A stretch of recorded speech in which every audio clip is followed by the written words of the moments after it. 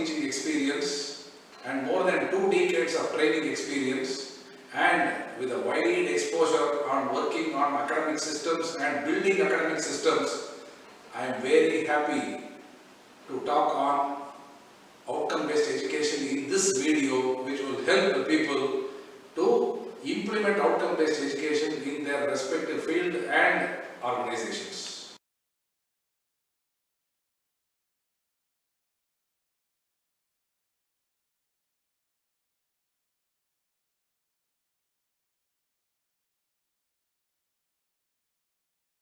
I am very happy to discuss about mapping course outcomes with program outcomes, that is mapping COs with POs.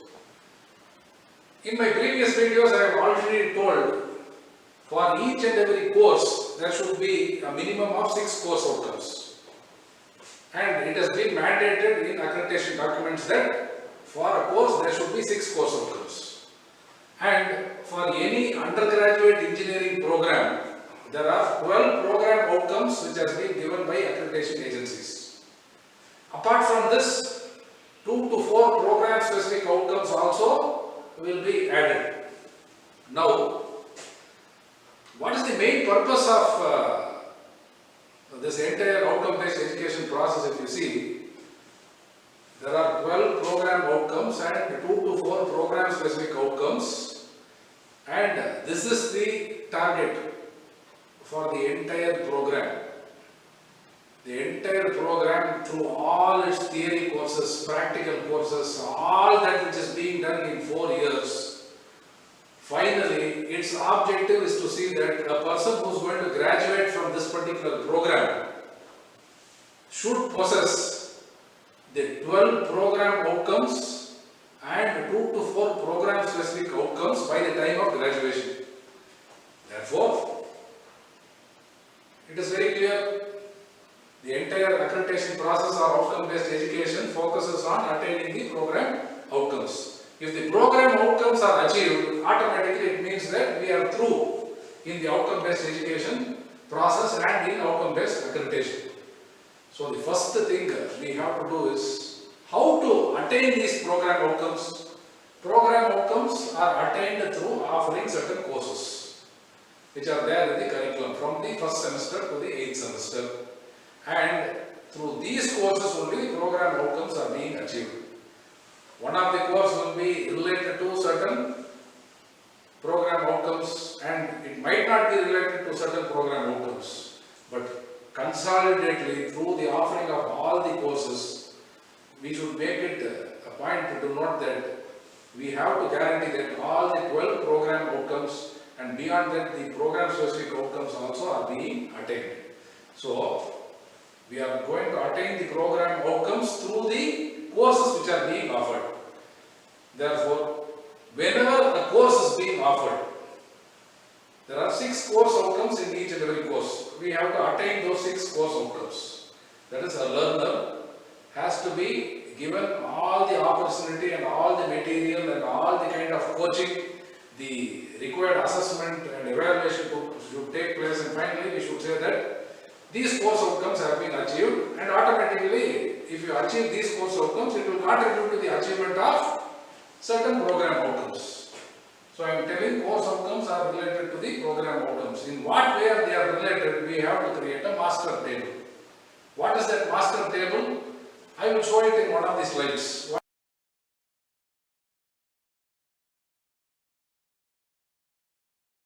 Now let us look at how the course outcomes are mapped with program outcomes.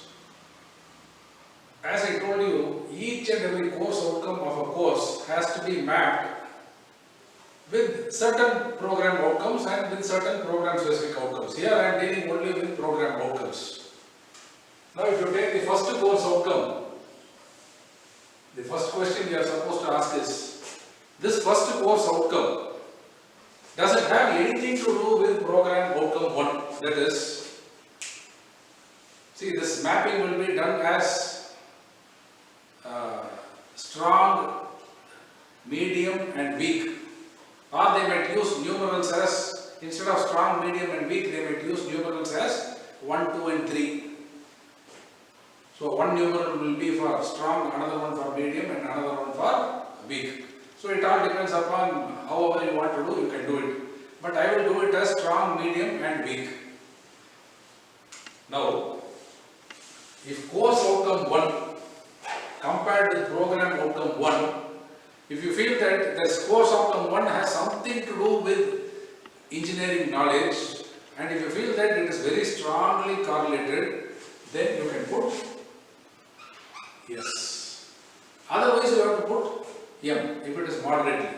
And if you feel that it is very weakly correlated, that is not that correlated with the program outcome 1, according to me you can put W or you can just leave it. We will only concentrate on those course outcomes which are strongly or moderately or mediumly correlated with the program outcomes. So, strong. The second program outcome, you take this first course outcome and you compare it with the second program outcome. What is the second program outcome? It is problem, that is problem solving. Now, if you feel that this course outcome has something to do with problem solving, and if there is a correlation, if it is moderate, you put M, if it is strong, you put S, and if it is weak, then it is an option whether you want to put W or leave it. If I was there, I will just leave it because otherwise the entire table will get filled. Now, if I feel that it is mediumly correlated, I will put M. The first course outcome, if it has something to do with design and development, I will put it there. And let us say there is no design and development related things in course outcome 1, which is program outcome 3, which is design and development of solutions. Then automatically what happens is, I will leave it blank. So, engineering knowledge, problem analysis, the third one, design and development of solutions. The third one, I am just leaving it blank. The fourth one, investigation. If this course outcome has something to do with investigation, I will put it either strong or medium depending upon the correlation. But if there is nothing like that, I will just leave it blank. The fifth one, if course outcome 1 deals with modern tool usage related to that particular course, then I will put strong or moderate or weak. But here I will put it as dash because I am just making an assumption that course outcome 1 does not have anything to do with program outcome 5, which is modern tool usage. From PO6 to PO12, see, most of these things are skills related, soft skills related, or something related to the society, something related to lifelong learning and things like that. Usually, the course outcomes will easily get related to program outcome 1 to 5. But when it comes to program outcome 6 to 12, then really some special effort has to be taken by the way of introducing systems, by the way of introducing certain assignment patterns and things like that, so that through a course it will be possible to map many of the program outcomes from PO6 to PO12. For example, PO12, lifelong learning. Through this course outcome, how can I teach lifelong learning? Let us say there is a system in the institution which says that it is mandatory for the teacher of the course to give an assignment like this. A topic in the course will be given. Let us say a topic in this particular course might be given, or it might be related to CO1, and a group of 3 students, for every group of 3 students the assignment will be different, and these 3 students should work as a team, and when they are supposed to work as an individual, they are supposed to work as an individual.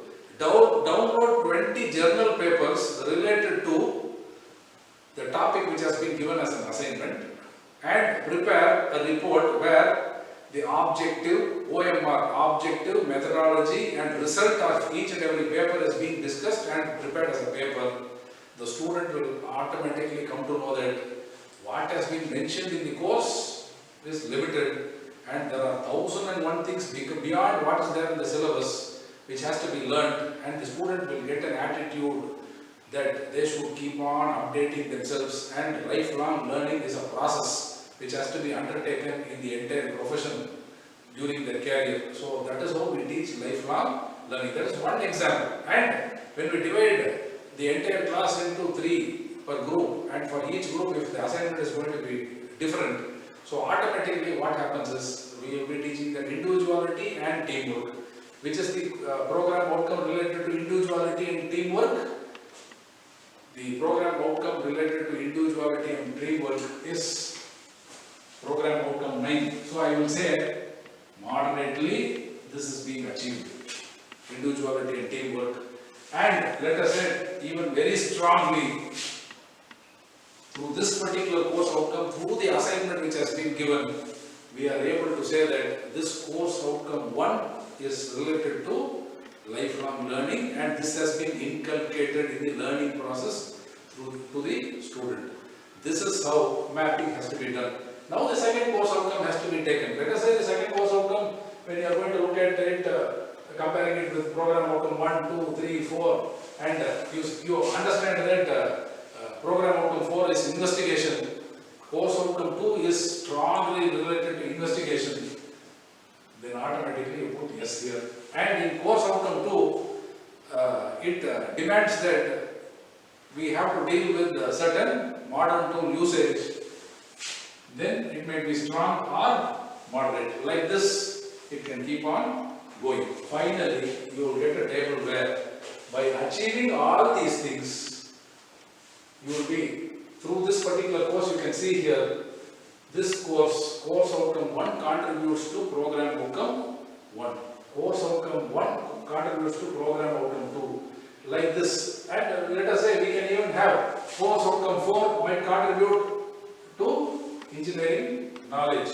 Let us say it might contribute very strongly to design. It might contribute really moderately to communication. Like this, a table will be attained, and this is for one course.